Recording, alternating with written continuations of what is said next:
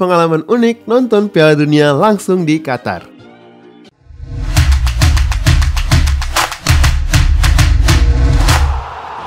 Kali ini gue mau share pengalaman nonton Piala Dunia langsung di Qatar.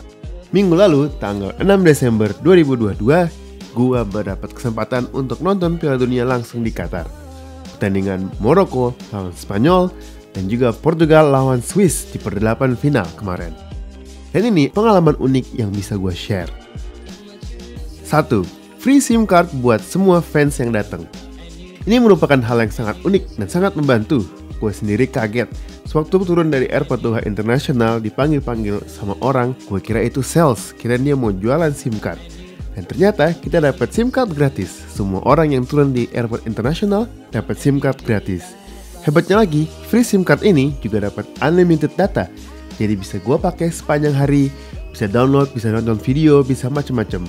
Tentunya ini sangat membantu karena untuk ke stadion dari airport kita bisa naik bus dan bisa naik kereta. Dan untuk tahu jadwal bus dan kereta dan juga lajurnya bus dan kereta, tentunya kita butuh internet dan data supaya nggak salah alamat dan supaya nggak salah stasiun. Plus di Qatar, di Doha juga banyak fan zone dan atraksi-atraksi untuk para fans.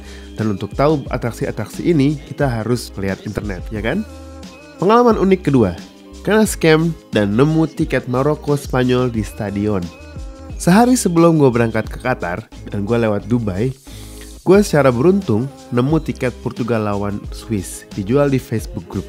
Dan setelah video call dengan sellernya untuk memastikan kalau itu bukan scam, akhirnya gue nekat beli tiketnya online.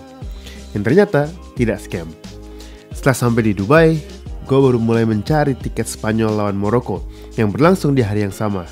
Sayangnya, karena gue agak desperate, akhirnya malah kena scam dan harus kehilangan $100. Tapi kabar baiknya, karena gue udah terlanjur datang ke Stadion Education City di mana Maroko dan Spanyol berlangsung, secara beruntung gue nggak sengaja ketemu sama orang random, orang Kolombia yang ternyata temennya dia nggak datang. So he just gave me his ticket. I got scammed before, but hopefully this one is not a scam. We are going to the match today. Jadi gue bisa beli tiket dari dia. Alhasil gue bisa nonton Maroko lawan Spanyol dan bisa menyaksikan tim Maroko mencetak sejarah baru. Pengalaman ketiga, menyaksikan Maroko seperti tuan rumah. Satu hal yang langsung terasa sesampainya di Qatar adalah banyaknya supporter Maroko.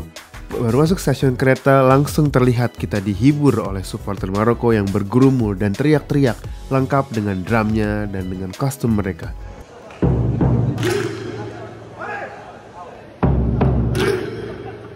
Di sekitar stadion pun terasa kental suasana fans Maroko. Malah hampir sulit untuk menemukan fans Spanyol. Bahkan banyak tenda-tenda FIFA membagikan bendera gratis Maroko dan Spanyol. Dan untuk mendapat bendera gratis Maroko susah banget karena selalu langsung ludes habis. Gue sendiri cuma bisa dapat bendera Spanyol. Ini mungkin dikarenakan Maroko tidak hanya didukung oleh orang asli Maroko, tapi banyak fans-fans dari Jazirah Arab lainnya seperti Saudi Arabia, dari Mesir, bahkan orang-orang Qatar sendiri yang ikut mendukung negara Islam ini. Bahkan sewaktu tim Maroko dan Spanyol starting 11-nya diumumkan di stadion, setiap nama pemain Spanyol disebut, satu stadion teriak "Boo".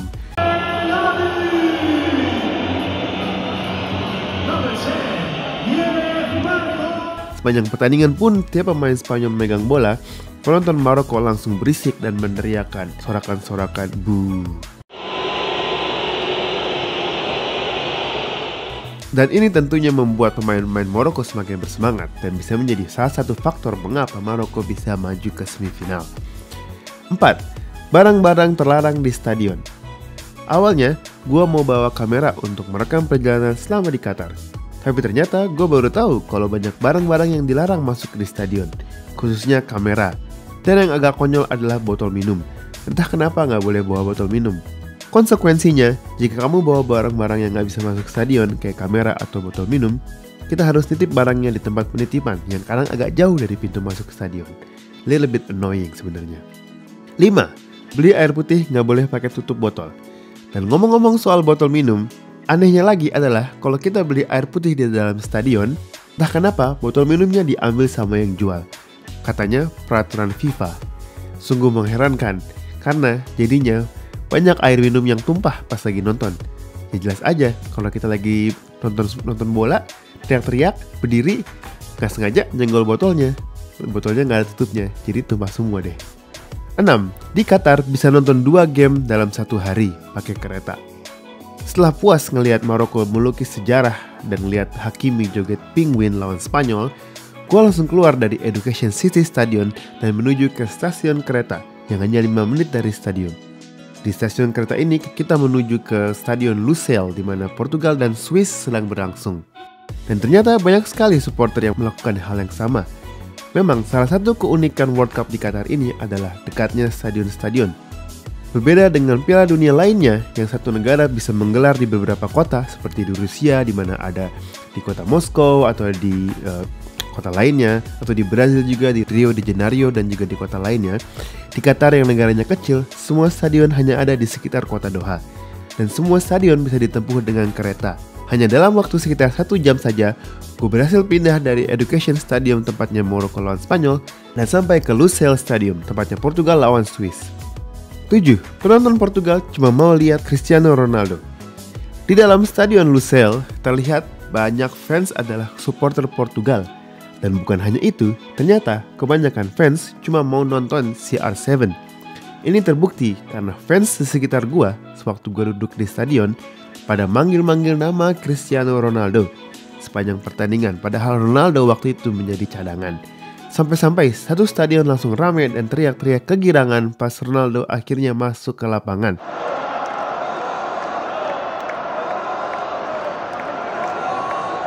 Ternyata nama bintang Ronaldo benar-benar masih jadi daya tarik. Total, Stadion Lusail terisi full 80.000 supporter dan bisa dibilang mayoritas hanya ingin menonton CR7.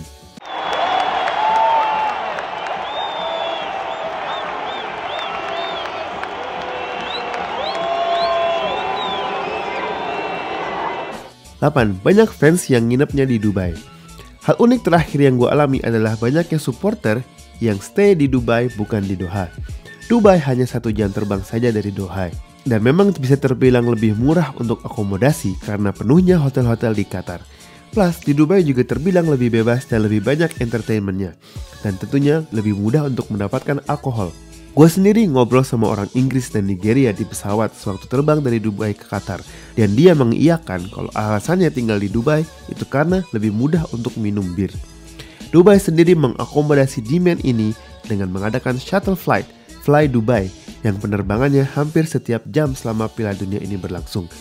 Gue sendiri terbang dari Dubai ke Qatar jam 1 siang sebelum pertandingan Spanyol melawan Maroko dan balik lagi ke Dubai jam 2.30 pagi setelah Portugal lawan Swiss. Dan ini merupakan sebuah pengalaman berharga. Pertama kalinya gue nonton Piala Dunia secara langsung. Bucket list ticked off. Bagaimana menurut kalian? Apa ada dari kalian yang sempat nonton ke Qatar? Share cerita kalian di sini. Jangan lupa like dan subscribe. Salam Football United.